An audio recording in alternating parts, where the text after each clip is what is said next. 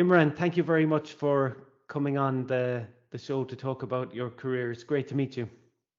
Pleasure, Brendan. It's great to be talking to you, and no, thank you very much for the opportunity. No, thank you. And I know we're on a bit of a time limit this morning. You have little people pulling on your time today, so we'll let you go as soon as we can. But what I thought we might start off with, can you maybe tell everybody, what it is you do as a profession? So I'm currently working as an enterprise security architect with a very small non-profit organization called Open Banking Limited in London. The primary goal of open banking is creating technology for the wider financial industry and supporting the upcoming and new financial services by creating APIs, standards, and it allows the consumers much more freedom of accessing their data and managing their finances. Okay, very interesting. So, what as an enterprise architect, what does that mean? What do you actually do on a day So to day?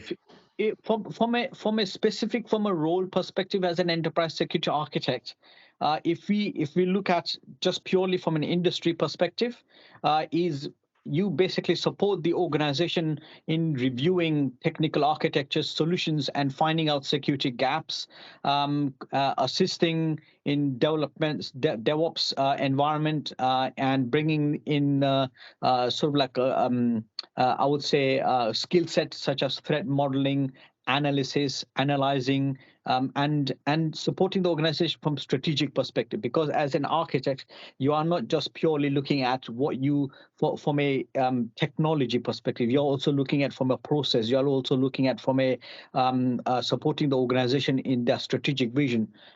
The the uh, uh, the difference to what my role currently as from an open banking, and the reason I said is that it depends upon the organization to organization, right? The key reason is because every organization, they have different limitations on the resources.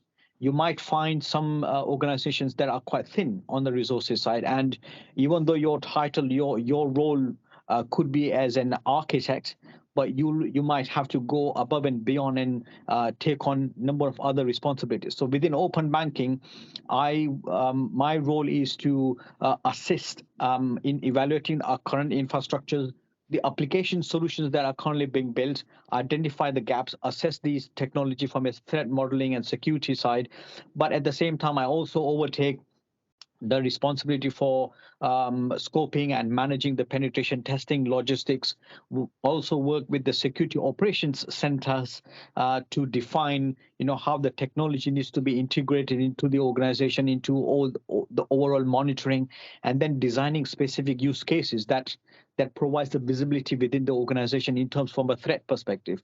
And now and then, if there is a security breach, if there's somebody receives a malicious email, I also starts getting my hands on dirty and analyzing stuff. So I would say, I have quite broad skills from a security landscape perspective, but specifically from a role title perspective, it all depends upon the organization to organization in terms of what they can do. If you go to a very large organization, where you have teams doing certain things, you might be restricted to do what you are only supposed to do. So it all depends. But overall, a security architect's responsibility is to support the organization from a technology and services perspective, ensuring that whatever organization is developing, creating, it has sufficient securities built into the processes and policies to ensure that security organization is not vulnerable to threats. Gotcha. Which is ever increasingly important as we go day by Absolutely. day, right? Yeah, Um, absolutely. and you mentioned open banking, which is who you work for now, and it's a non-profit organization. Can you talk a little bit more about open banking? Is that a bank in its own right, or you work with existing banks? I didn't quite No, get. so Yeah. this it's a very very good thought actually, because whenever the word open banking comes into the concept, people do think that we are a bank, but we are not a bank. So Gotcha. what open banking is? Open banking started at the back of discussion in 2016 with the CMA, which is the Competition Market Authority. Now, at that time, there were, we had quite a lot of new fintechs. When I say fintechs, what I mean is, the private financial services like Monzo, Starling, Yeah. all these new fintechs, they were starting at the time. And you have the largest banks, the big banks that has been in existence for decades, right? And majority the all the consumers of a particular country, they bank with those big banks, and all the data is held by those big banks.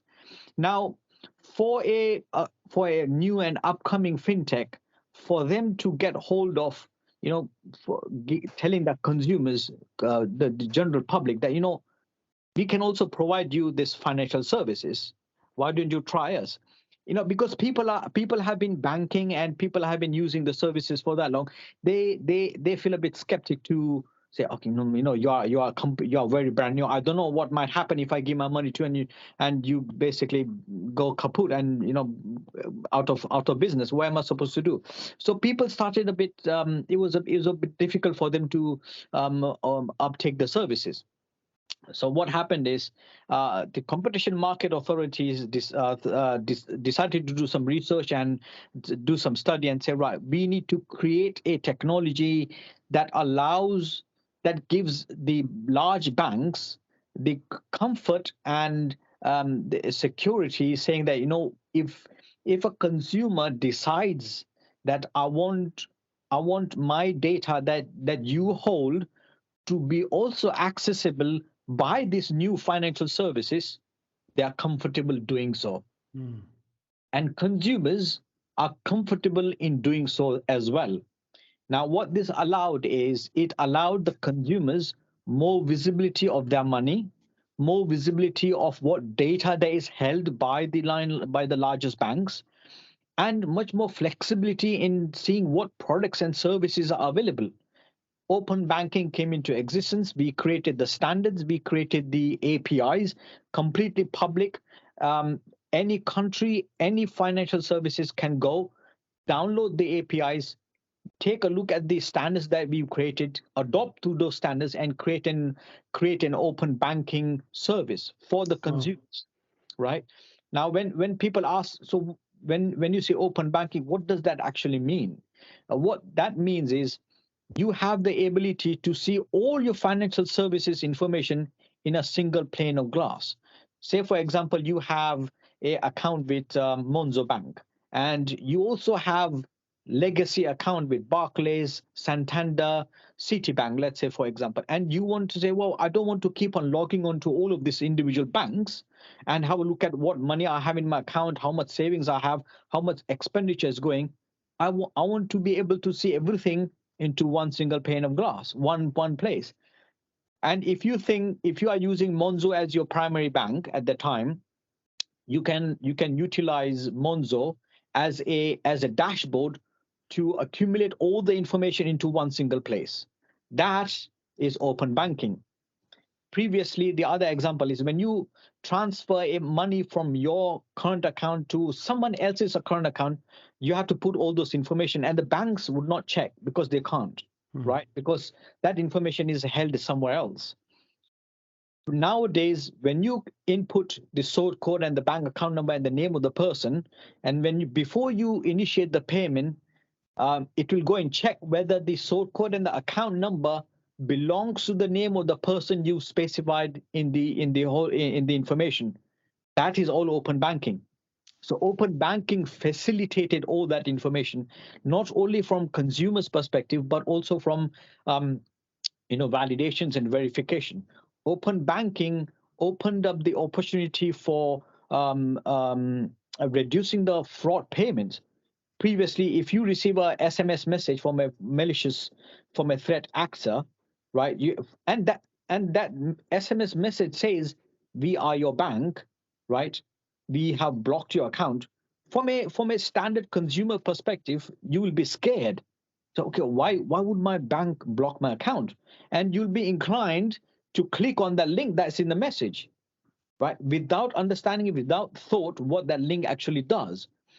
But now, what happened? So when we didn't have these capabilities, we know so many people have lost their financial bank accounts got cleaned up within few hours and so on and so forth. What open banking does is, because of those validations and verifications, if you click a malicious link, it doesn't allow a threat actor to actually action on that, because it will fail the validation. The account name is different, the account number is different, it will fail the validation. So that is what open banking created. Fascinating. A very exciting space to work in, I Yeah. imagine. And you mentioned, just on a little bit of a tangent, threat actors, right? And they're ever increasing sophistication in how they do it as technology advances and everything. Who's winning at the moment? I mean, will they always be that step ahead, or is there a way of stopping it into the future? Where is it going to end? I think in my experience throughout my career, you will always see them as slightly a bit ahead. Mm. The primary reason is they have plethora of tools at their disposal, right? And they have the ability to. There are two facets to all of this. One of the facet is that the time and the energy that they can spend on one single target is boundless. Mm. The second facet is that there is more financial incentive on that layer, at that side of the fence, right? So to answer, they will always be one step ahead, but we will also be following them. I guess in this way it creates an advantage point for us because of number of reasons. One of them, or a couple of them, is one, we understand what they're thinking, how they're thinking, what is the next target they might be looking at based on the historical patterns, based on the historical items, the resources they are using. We can predict in terms of where the road leads to. Mm-hmm. So that allows us to be proactively be ready for the next target, or whatever they intend to do, and gain a bit more and in-depth understanding. But I guess it's a bit of a chicken and egg situation, Yeah. where somebody says chicken came first and someone says egg came first. So it all depends. We could also say the reason why we want to stay behind is we want to understand what the threat actor is doing, and gain a bit more visibility. And that's one of the key reason why we want to basically stay behind. It allows the organization to gain a bit more maturity. It allows the technology services to create technologies that are much more prudent and future proof perspective. So it's a bit of a unbalanced situation. Yeah, but there is some optimism for the future, as you say, going forward. And so you're an enterprise security architect. Let's take it all the way back on how you got there. Were you always a techie? Were you one of those kids coding at 7 years old, or how was it for you growing up? No, no, it's a bit funny. My career path was completely different. I was actually training to become a pilot. Oh, really? Yes, yes. I was training to become a pilot. I was planning to get my degree in university in aeronautical engineering. I was I was work. I got sponsored by British Airways in 1998 to become a pilot.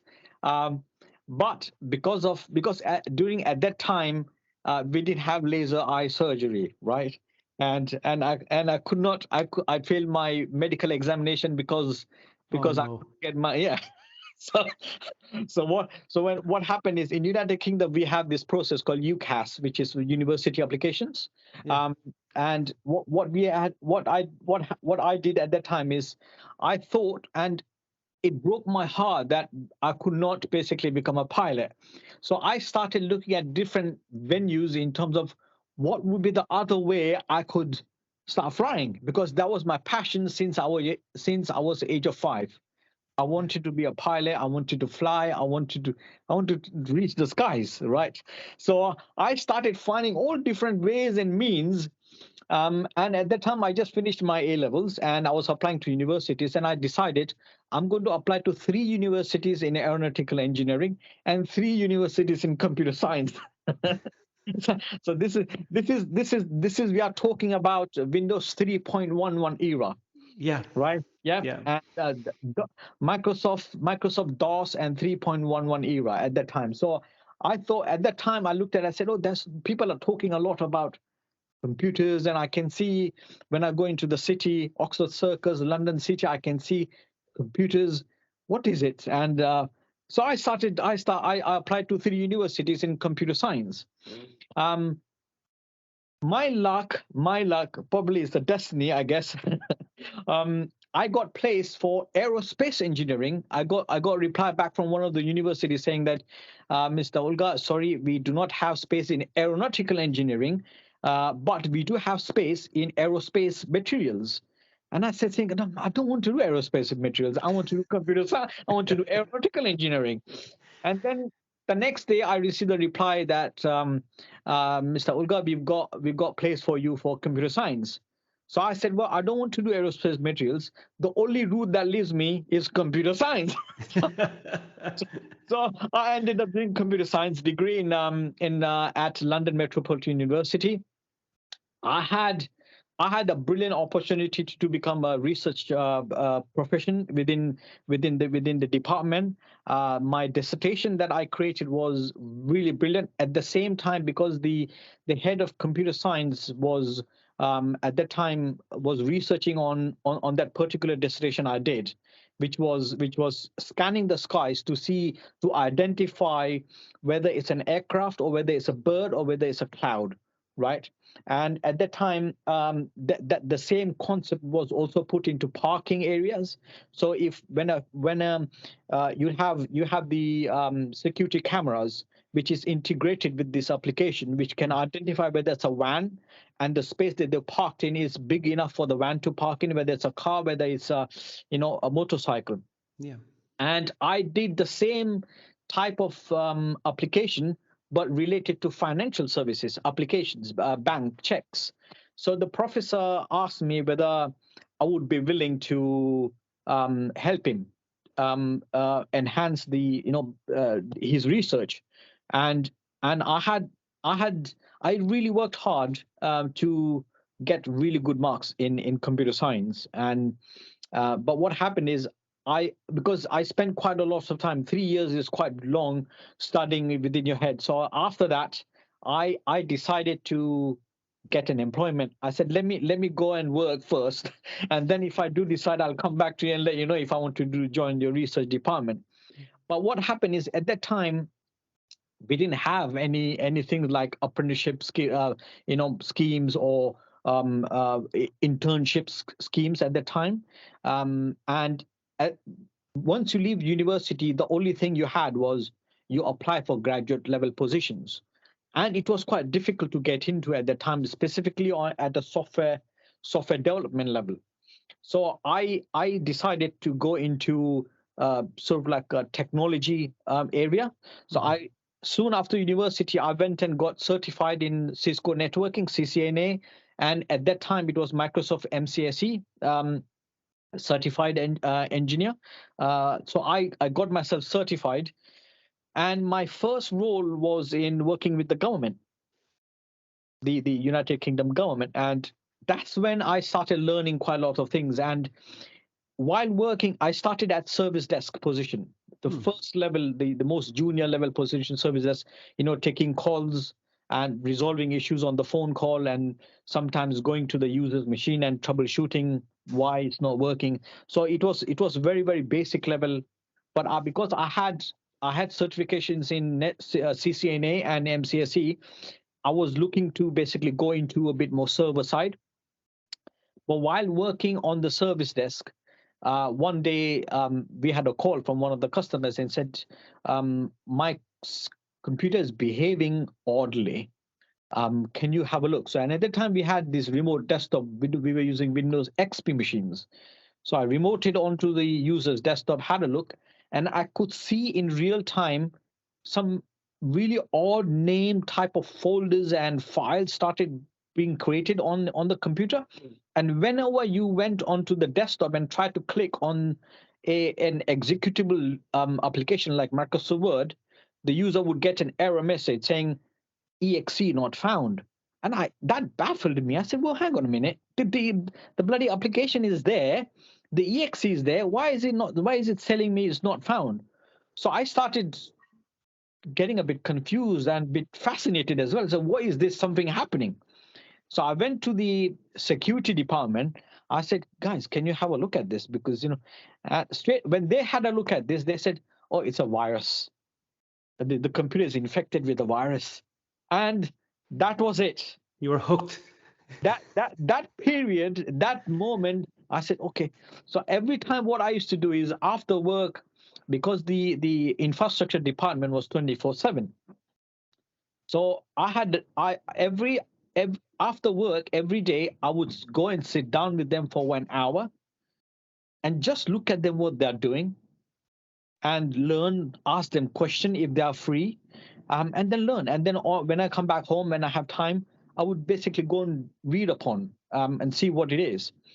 And within a period of 9 months, I got promoted to working in infrastructure. And I started taking on more duties from an infrastructure level, understanding Active Directory, networking, configuring switches. And what happened is after joining the third line support, 6 months down the road, what I started doing is I started taking only things that were related to security and narrowing myself into that space. And Imran, just if I can just interrupt briefly, sure. just for maybe young people listening that mightn't be too familiar with some of the terms, can you briefly break down the difference between infrastructure, application, server level, just to give people an idea of the difference? Absolutely. So infrastructure is where all the networking sits, all the wires, your physical components, the server environment, right? You have physical switches at that time. Nowadays, you have virtual switches. Virtual switches is something that you have a physical, and then you have internally onto the server environment.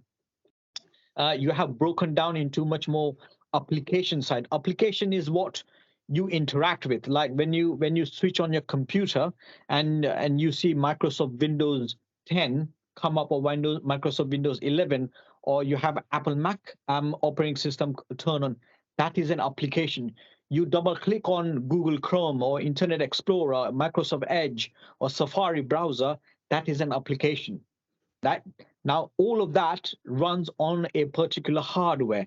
The hardware is what you would consider as an infrastructure, which consists of number of physical elements, network switches, actual wires connecting from one system to another.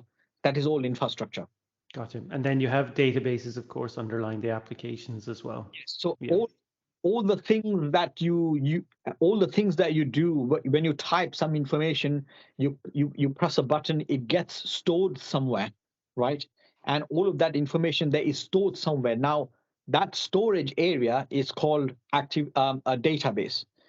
If you work in a corporate environment, they utilize, when you log into a Windows environment, you log in, and that information is stored on an application called Active Directory. That in itself is a database, a storage where it stores all the information, where from your identity, from your name to, and so on and so forth. Very good. And so you were saying you got a window into kind of the security area, got promoted into infrastructure, but you were doing your own research, and curiosity was taking over. Yeah. So I mean, the important part, right, is that security at that time, security was very limited. We've never heard of the word forensics at the time. There was no such thing as a penetration tester, right? There was one single field called security, infrastructure security, or firewall technician, and so on and so forth. So when I started gearing myself and taking on things that were related to security, like a user can't access this file on Active Directory. So I would go and have a look on Active Directory, troubleshoot what's happening, and then test run it and see whether it works, and then implement the right solution. So I started gearing myself specifically to security stuff. And at that time, virtualization was talked about. VMware was basically coming very, very predominantly into the market. Virtualization is, you could say, an application top, and then you have lots of applications sitting underneath. So you don't have to, create multiple servers. You don't have to have a physical server to have server environments. You can have one server, and you can create multiple applications as a server inside that environment. Mm-hmm. It was virtualization that was coming, and my colleague who was working in security at the time, he had a lot of interest in virtualization and infrastructure side. So he wanted to go, and that opened up the doors for me to go and work in the security area itself. So I went, I interviewed myself into that role. I got promoted as a security engineer, and I used to manage all the government, the technical infrastructure. That includes proxies, firewalls, the demilitarized zones, which is internet part. All of that area I used to manage all the technical configuration bits. So getting my hands dirty, grease, standing in a cold data center for hours and configuring a network switch. So I used to do all that, and I loved it. For me, it was a passion. I used to love doing all those kind of things. And when somebody used to come and say, Imran, how can you stand in such a cold? I said, oh, there's nothing wrong with standing in a cold. It's brilliant. I can do it. I can do this. So secure. So IT overall, it's any job, I would say, it's a passion, right? Yeah. If you don't love something, you don't love something that you are doing, then you're not in that right place. Yeah, great. It's It's such an important statement that you said absolutely. there. And interestingly, you and I have a lot in common. When I was young, all I wanted to be was a pilot as well, Yeah, actually. And I tried to join the Irish Air Corps back when I yeah, was, 17 years old, I think it was, and was unsuccessful. But it's interesting because you definitely got a lot further than I did, getting support yeah, by BA and everything. But obviously that was a huge disappointment for you back then. And, there's lots of young men and women will be facing similar sort of disappointments and rejections for whatever reason yeah. in that line that they think is their passion now. I guess the question I have is, how did you handle that at the time? I mean, can you remember how you kind of pivoted and you still ended up in something that you were passionate about ultimately? Absolutely, absolutely. So when I could not see, even at now at the current moment, when I see aeroplanes flying on away on top of my head, I always have that thought. Yeah. I always think, uh, for me, it's still a very, very much big passion. Aviation is my passion. I have model aircrafts lying everywhere in my house. I Me have too. I still have the books that I was reading at that time for aviation, for ATPL, advanced pilot training. But I also started loving the cybersecurity part of it, right? So that added, I would say, a bit of a distraction in terms of what my original passion was, and translated what passion I had in aviation to a different arena, to a different area. The only big difference is the aviation industry. It's not an ever changing industry, Hmm. right? It's you still see Boeing 747 flying. Yeah. It does not matter whether Airbus A380 has been there, right? The mechanics of flying a plane is almost similar. Fly by wire or pedal, it's the Hmm. same means a different way. Hmm. Cybersecurity, on the other hand, is evolving constantly. It's today one threat, tomorrow it's an history, right? So Yeah. for someone who has a passion for learning, a passion for knowing new things, it's one of the best area. Yeah. And I can definitely tell you, I have not lost either of those passions, neither the aviation, neither the cybersecurity. I have passion in both. If you have passion in something in doing it, but you can't relate to in a real world type, do something else. But try and not to be discouraged that, oh, I can't do this, so I'm heartbroken. No, you can translate that. You can divert that passion into something else and have that same feeling and have that same rigor and understanding and learning passion. At the my role, when I talk to a lot of recruitment consultants and recruitment agencies, and when they ask me, Imran, what do you do? And when I tell them, and this is what my role is, they said, wow, you do quite a lot. How did you manage? How did you? I said, well, one of the biggest reason is I have genuine passion in cybersecurity, and I will do anything to basically go and learn on my own.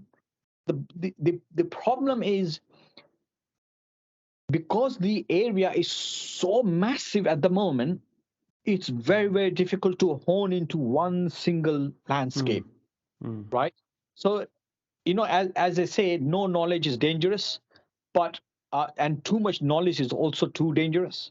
mm-hmm. Be- It's better to keep yourself at a moderate level where you can say, you know, I'm on the right path, I can do the right thing, I know enough of this to get me from A to B, rather than, because less knowledge, you'll definitely screw up something really bad.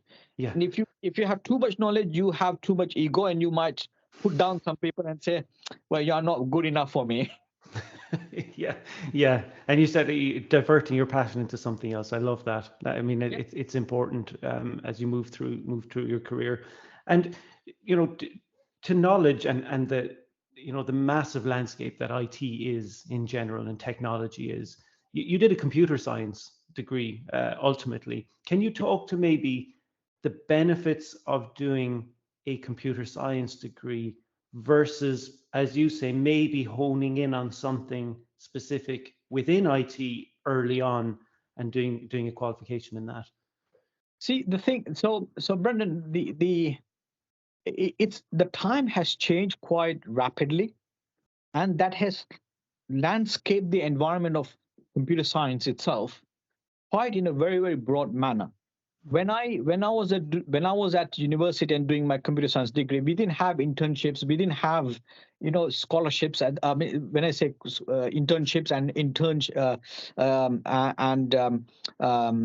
apprenticeships at that time, right? And for us to get into an industry of this area, there were very few certifications that could if you just got certifications, it was difficult for you to get into the industry, because they were looking, oh, are you a graduate, do you have a degree from university? And at that time, we didn't have these facilities. Nowadays, you have so many facilities. You can get internship, you can also get apprenticeship, and you can also go to university to get yourself qualified. Now, to answer your question, it's a bit of a both of the world. Mm. um, the big difference is, I always it's whenever I look at some of the forums and some of the chatters across, it's a debate. A lot of people say you don't need a degree to get into IT industry, because why? Because there are so many certifications paths available. There are companies and industries who are willing to give you apprenticeship schemes where you can only hone yourself into that particular area or what you want to do. You start from the beginning, and then you work your way. You understand whether you have passion in networking, whether you have passion in server infrastructure, whether you have passion in cybersecurity, and you can basically move your way around. Now you have that choice, you have that facilities, right? Mm-hmm. So what I say is that it's first thing is difficult if you are very, very new to cybersecurity, or if you are very, very new to IT itself. It's a very, very big field, right? Yeah. What I would say to anyone who wants to start specifically in cybersecurity is to get the basic knowledge of how things work, networking knowledge, how a server is configured, play around with things. Nowadays, you have platforms like Hack the Box, HackerOne, all those PortSwigger, all these platforms, they offer completely free of charge.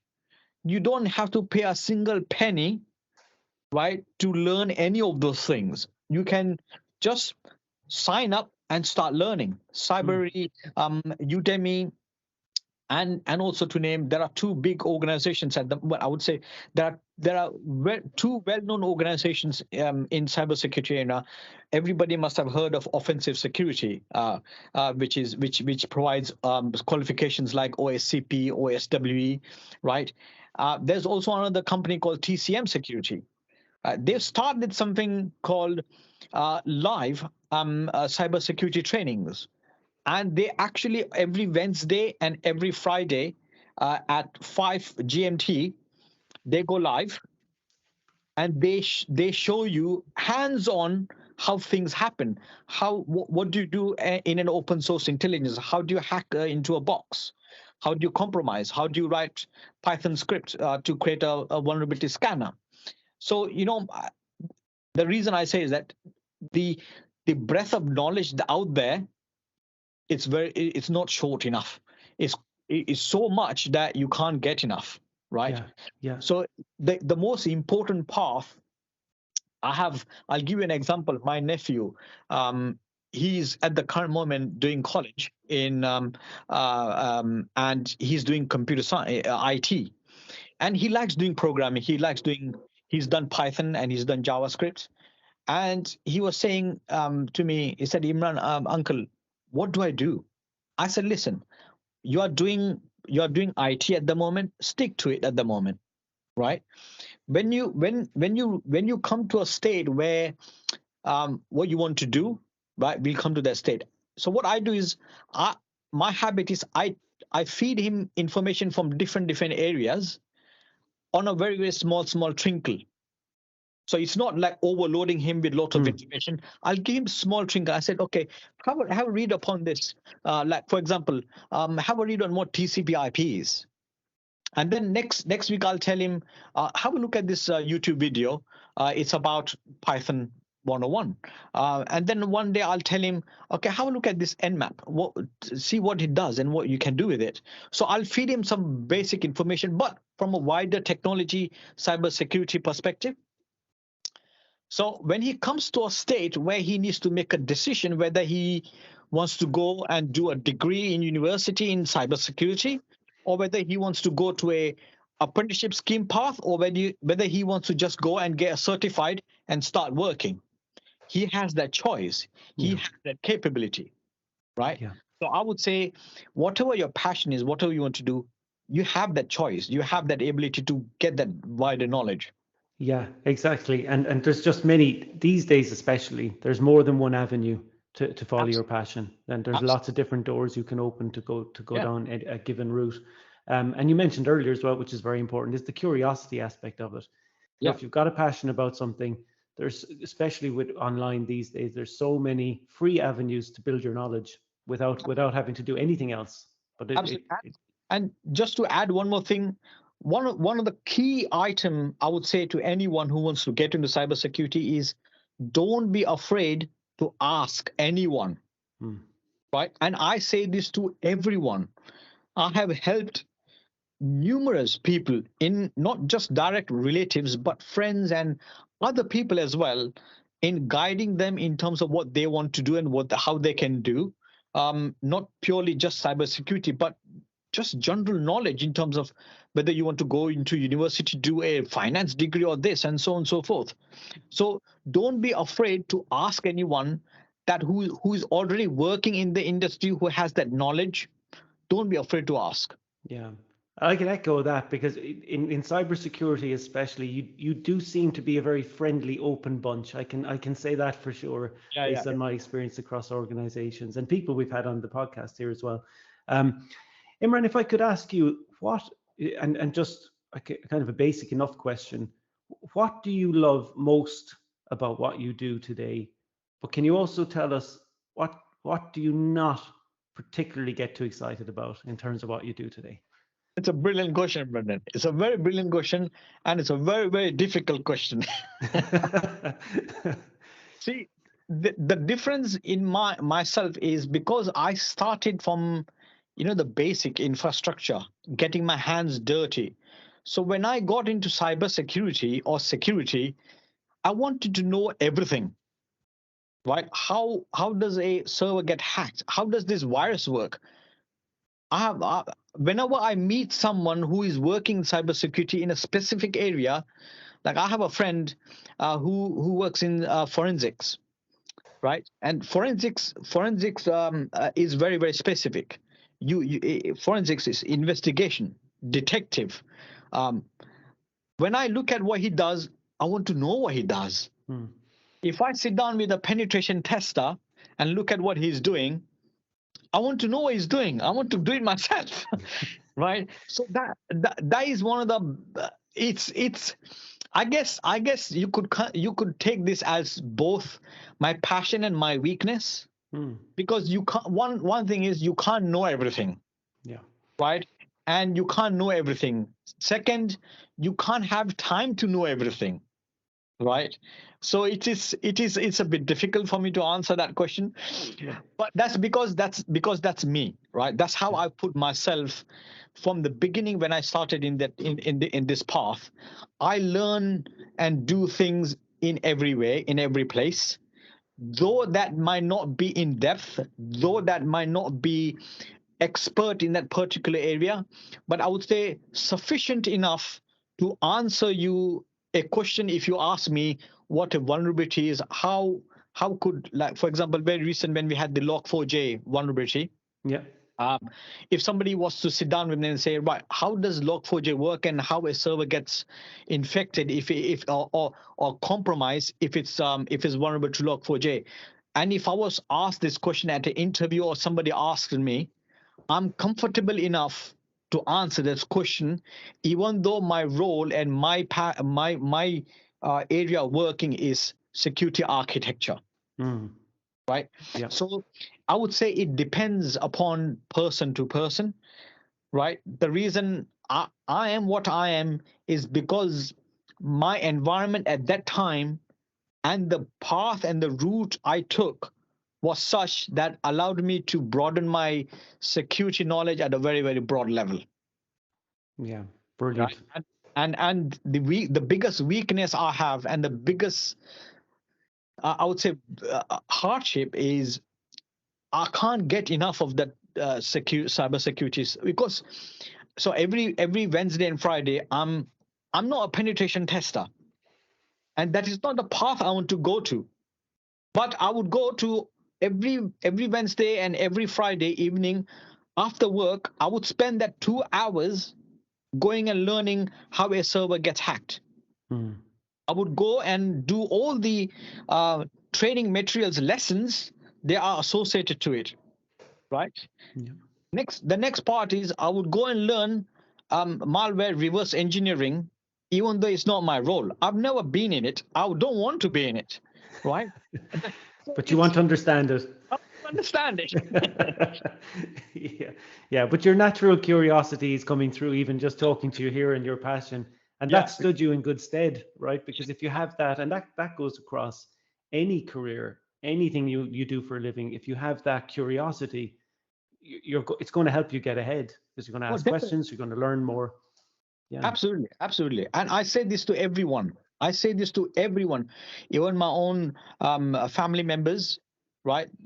I have family members who are going to university. I have family members who are going to college, and they are young. They get into a state nowadays because it's so big. They don't know what to do, where to go. So I said, don't worry. Yeah. Just follow your passion, what you love doing. Guarantee at some point you will hit the dot and say, oh, I love doing this. Yeah. And that's you are on that path. Yeah, that's great advice. And that doesn't have to be just one thing, because Absolutely. and even the word love can be very strong. You just to like it, to enjoy doing it sometimes is enough. You can get a great buzz off that. Yeah. Definitely. Definitely. Absolutely. Yeah. Absolutely.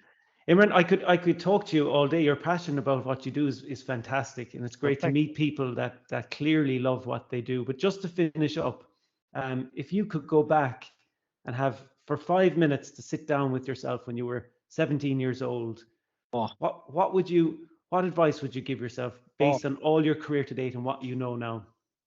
Believe me, Brendan, I ask this question to every young kid that I meet, everyone I meet.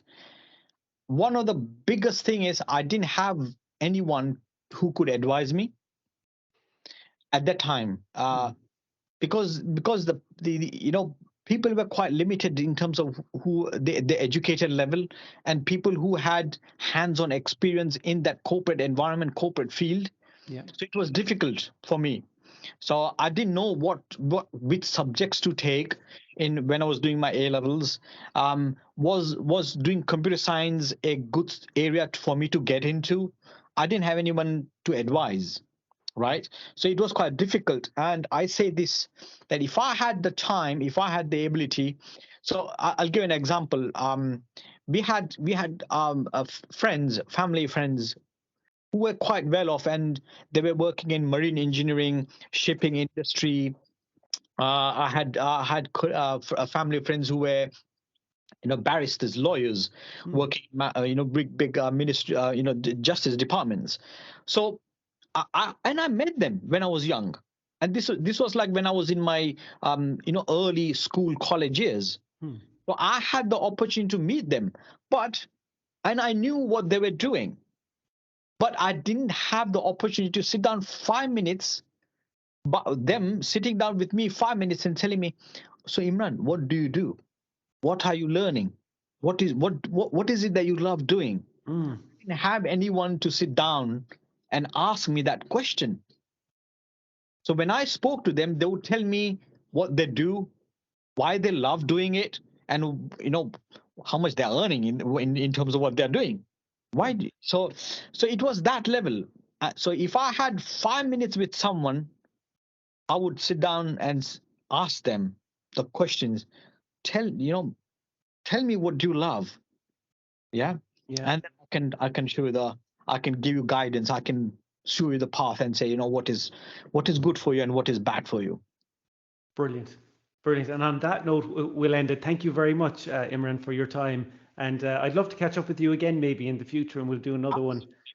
Brendan, anytime welcome. I'm more than happy to help, assist anywhere possible. And if you do come across anyone who does require any, insight into cybersecurity, what they can do, please feel free to just drop me a line, and I'm more than happy to help. And thank you very much for giving me the opportunity to be your host. Superb. You're a good man. Thank you very much. Excellent. Thanks, Imran. Bye-bye. Bye, Just everybody.